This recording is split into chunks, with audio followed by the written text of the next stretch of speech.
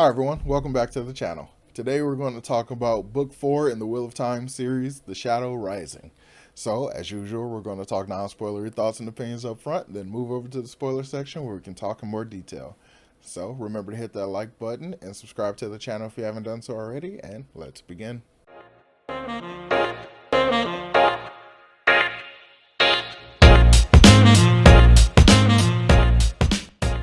So, The Shadow Rising, fourth book in the Wheel of Time series. 10 more to go. so, So in this one, we pick up pretty much where we left off. The whole group is together. They're at the Stone of Tyr, and Rand has just pulled Kalendor. So now everybody basically acknowledges him as, well, not everybody, but a lot of people acknowledges him as the Dragon Reborn. And we just kind of, start off going, just kind of, this is the most like calm part I think of the series so far. Like, as before, it felt like the book starts and everybody just branches off and just scatters to the wind. It felt like that a lot for the first few, but now we got everyone just kind of in the same spot for at least a little bit before they split off inevitably. But we have some relationship stuff going on. This one has a lot more relationship stuff in it than I was expecting. There is some literal boy trading going on. There's like relinquishing of a claim to a guy, and then like someone trying to pick up a claim to that guy. And it's just like there's a bunch of that going on like multiple fronts. And then like the only real like successful relationship got to be the relationship that irked me the most, and that's the relationship my favorite character is in, Perrin. Like I. Perrin is still my favorite character, and I'm so happy we got so much more Perrin in this book. It was so awesome. But I did kind of notice that I don't know for sure, I can't say for certain if this is a thing, but I think in the second Aragon book, Eldest, I think Christopher Paolini clearly has read Wheel of Time, because the entire story arc for Rowan, the character that's the cousin of Aragon, is almost the exact same storyline that Perrin goes through in this book. It's almost exactly the same. Like, there's barely any differences. Like, so, and I know which one came first. So it definitely, Christopher Paolini has to be a fan. It's probably like, because I thought Aragon was mostly derivative of Tolkien, but apparently he's got a lot of influences. Anyway, we're not talking about Perrin yet. That was just a little aside. So now Rand is basically trying to push back against Moraine, I feel like. She's been using him as a puppet on strings for the longest time, and like now he's like keeping information from her, like he's not telling her his plans and stuff. He's like, I got my own agenda. We're doing this my way. I'm going to read about all the prophecies and stuff. I'm going to know what's going on. And like he's just like cutting those puppet strings, and I really appreciate that, because that was one of the issues I had with Moraine. I'm like, why? I mean, granted, she is the way she is, and it kind of makes sense contextually and all that, blah blah blah. But I'm like, why are y'all letting this woman just kind of drag you around and treat you like that? Like, you need, like, this is your life and insanity, and you are potentially going to be the thing that gets blamed or like heralded as a savior or something like that. You need more agency if you are going to be the cause of all of this craziness. So I've just been kind of feeling that way from the beginning. So the fact that he's pushing back against her, leading them around by the nose, like, I really appreciate that a lot, and I was so happy to see it. But I was getting a little frustrated. I'm like, okay, but what is your plan? But like, so what are we gonna do? Like, so I was kind of feeling like, I guess some of the other side characters were like, yes, okay, I appreciate that you got a plan and you are thinking about it. Maybe you are a little insane. You got to be getting closer because you're using a whole lot of power. But like, what's your plan though? Like, so I was kind of feeling like that. So I appreciated the back and forth. I appreciated being on his side, but at the same time being like, what are you? So what's the plan? Like, so yeah. Um, and this one becomes like, this one is a huge tour de force in expansion on world building. Like, the world building for just like our main characters and their surroundings and stuff like that has already been pretty decent. But this one, we really get a push into it. We get deep lore about multiple different cultures. We get deep understanding of them. And as I'm thinking right now, my brain is making comparisons. So like we learn about the culture that is basically all sea people. They're a little bit like the Iron Island people in Game of Thrones, but like their entire culture is to be in the water because when the world was breaking, they saw the ocean. They went to the ocean in order to try to not deal with the turbulence that was going on land, and it influenced their entire culture to the point where like women have to give birth on the water, even if it's only in a rowboat. Like that's really interesting. I really like the idea of these people. It's really really cool, and I love that we get all the origins because most of this stuff ties back to the breaking of the world. But the biggest one we get is the Aiel. The Aiel, we go to the Aiel Waste and we learn about those people because they are the people of the dragon, and that is the main plan, or at least so far, that's this main part of Rand's plan, is to get the people that are known as the people of the dragon to officially follow him because they believe him as the dragon and not just because they are afraid that he's going to use Kalendor to obliterate them or anything like that. So we get to learn more about the world of dreams and about wolf dreams and stuff, about how that works. I thought that was really, really cool. We actually finally get a really good example of the three women who are like insanely powerful, Egwene, Nynaeve, and Elaine. Like they are so powerful, but like I haven't seen great examples of it. And then we get this really good example of how powerful they are in this one. I was like, cool. That's really cool. Like, okay, so you're at that level, but you just did kind of nerf the hell out of all of these villains. Like this entire section of villains, they took out 3 in this book basically, and it just is like, y'all aren't that big a threat as you think you are. um, so I really, really like this one. I don't think I liked it more than the third one, which so far is still my favorite, but I really like this one a lot. By the time they split up, I wanted them to split up because I knew we had so many things to do and to get done that I was okay with it. I wasn't pouting about it like I was in the first 2 books. And like it's really, really cool because we got some really good stuff. Everybody just keeps leveling up and it's just a lot of fun. I love how I'm understanding like the Targaryen thing a lot more. Like I felt really bad for Matt in that he almost like physically couldn't leave. Like the pattern has him so tied to Rand that he like could not leave. Like no matter what he wanted to do, he just couldn't leave. And I thought that was an insane expression of the way that works. And there's a couple of examples of like just a Targaryen will speak and they'll change the way the world is going. Like they'll, change the pattern. So I thought that was really cool the way we get to see some examples of that stuff. So I just really, really liked it. This one was really cool. Great world building, great development of the characters, great continuation of the whole story. I feel like I kind of got it, a lot better. And there's I think we went to a city. I feel like, so I'm not sure. It's ironic too, considering how much Robert Jordan describes everything else now down to the T.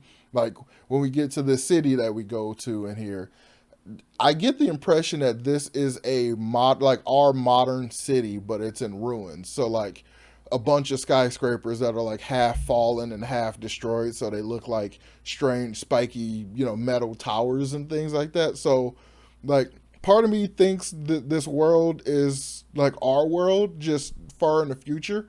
But something that confuses me though, like if that's the case, if this is far-flung dystopian future, like so far that we've gone back, like and somehow magic exists and all this kind of stuff, and this is Earth, but like so if we go that far ahead, how does magic come to be? Like how does magic get introduced to the world? But bigger question, after the breaking of the world, how is there any sort of evidence of the previous world? If the world broke in such a way that continents shifted and lands that were like plains became mountains the next day, how could there be any ruins of anything we did left? Like, I feel like all that stuff would be 80 to 100 feet deep. Like, y'all need to start archaeology all over again. I don't know, but that's the impression I got from that city. Am I right about that, or is there more information going to come about that city later and maybe clarify that those were just palaces? Because I don't know. It felt like a ruined modern city, but yeah. So I want to jump into spoilers so I can talk a little bit more about my favorite plot line, which is Perrin's plot line. Actually, I just want to rant about a little part of it for a bit. So spoilers for The Shadow Rising by Robert Jordan. So Perrin's relationship with Vael.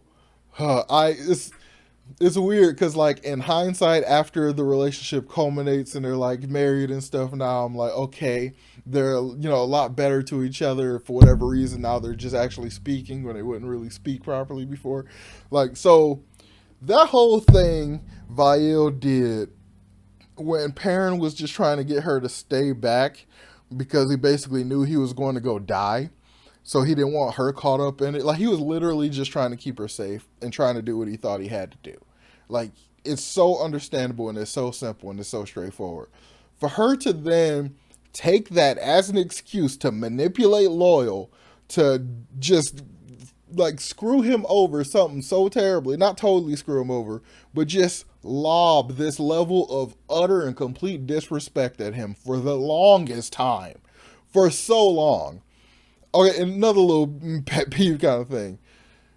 As a wolf obsessive, as like you don't call a werewolf or anybody that is almost a werewolf a dog. You never make those comparisons. It's an egregious insult to a werewolf to be compared to a dog or a wolf of any magical means. Like, it's you don't do that. And like, you don't do that as somebody that's supposed to be my mate. Like, you don't do that. Like, that's how you destroy a relationship really quickly. Like, you don't do that. Like, you don't do that. And then to like basically manipulate Loyal to have to keep an oath to her as opposed to the promise he made to Perrin to try to, like, this man is trying to go home to go save somebody. Like, he's trying to go save his family, and you doing all of this buffoonery, like trying to just screw shit up. Like, what? I don't. It pissed me off so much because I don't like games. I don't like games, those kind of games, and she's just playing these games. It's like even because I don't know if there's I don't know if I missed it or if there was some kind of prophecy about him and Viola the way there is with Matt and his future wife, but like, no, like, it wouldn't have happened. I would have screwed up that whole prophecy because that would have, no, it would have never got to the proposal, none of that stuff. That would have been it. That would have destroyed the whole thing. That whole situation would have just, yeah. So that's my little rant about that. Vio pissed me off a lot. I was literally walking around the house just, nope, nope. I was so heated. I was so heated. Uh, I think I'm over it. I'm gonna get over it. I'm trying to get over it. But yeah, apart from that, Perrin's entire story arc is really, really cool. Like, it was literally depressing when they got to the two rivers, when they got back to the area and he went out searching mentally for the wolves and stuff, couldn't find wolves. I got lonely. I was like, oh, where's our allies? And then like we only get Hopper and the Wolf Dream and stuff. Like, man, like, there are no wolf backups. But then he goes and basically becomes Lord Perrin, King of the Wolves, and like gets all of the two rivers and like all his people, like turn them into soldiers and stuff, and got everybody killing these Trollocs, which is so much exactly the same storyline that Rowan has in the second Aragon book, Eldest. He goes back home, get all the townspeople together to fight against the Razak. So clearly Chris has read Wheel of Time, and I think I would have enjoyed the story arc so much more if my brain didn't just keep like just flashing with references to the other one. I almost, like, it's so weird because that story arc in that series was my favorite story arc of the entire series. That and just all the Rowan, the Eldest and the Aragon series is my favorite book in that entire series. That one, I feel like I would have been able to enjoy this one so much more had it not just triggered so many memories of something else. Like, so for a little bit, I couldn't tell who was referencing who was copying who was inspired by who, even though, it becomes really obvious when you realize when this one was written. So yeah. So another really cool thing is Nynaeve. She went toe to toe with the Forsaken and matched her blow for blow. Was literally exactly as powerful as she was exactly as strong as she was. Held her own and won. But the thing is, I was like, they have so many things that I'm like, no, y'all have this weird sense of like justice or something. You were just in a magic battle where y'all both were trying to steal each other. Y'all were trying to cut y'all magic off. Y'all were trying to cut each other's magic off. You got the upper hand. She was going to kill you, turn you to a living mountain stool, and like probably force you to be a part of another Forsaken's harem or something. And then all you think about after you get the upper hand is, oh, you're going to go on trial. You're going to go on trial. You're guaranteed to be stilled because that's going to be the judgment. Like, you were just in the battle about to do that. Why don't you do that now? She's a Forsaken. There is no reason. There is no reason. These people are literally manifest evil, except for the one that's probably not going to be now. But it doesn't matter. Like, still her. Still her. Like, it. I was going so insane. Oh my god. It just drove me crazy. But then I was like, yay, cool. Like, she's able to hold her own. She's exactly as powerful as she is, and blah, blah, blah. I'm like, so, okay, I understand these three are insanely powerful. Like, so it makes sense. So apart from all of that stuff happening, we also had Matt's storyline. Matt got some pretty awesome upgrades. He got he knows who he's going to marry. He got memories and knowledge of all these generals and like military leaders from the past, from hundreds and hundreds of years. So he's going to be the best military general that we got, ironically, considering that's so not his shtick. But he's got his luck still, and he has his little medallion thing. I don't know what that's going to do. It's going to be cool.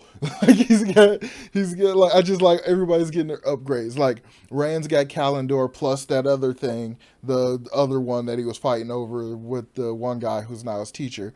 And then Matt is freaking Perrin is Lord Perrin Goldeneye, is like King of Wolves and all that stuff. He already kind of was upgraded, but now he's like even more upgraded.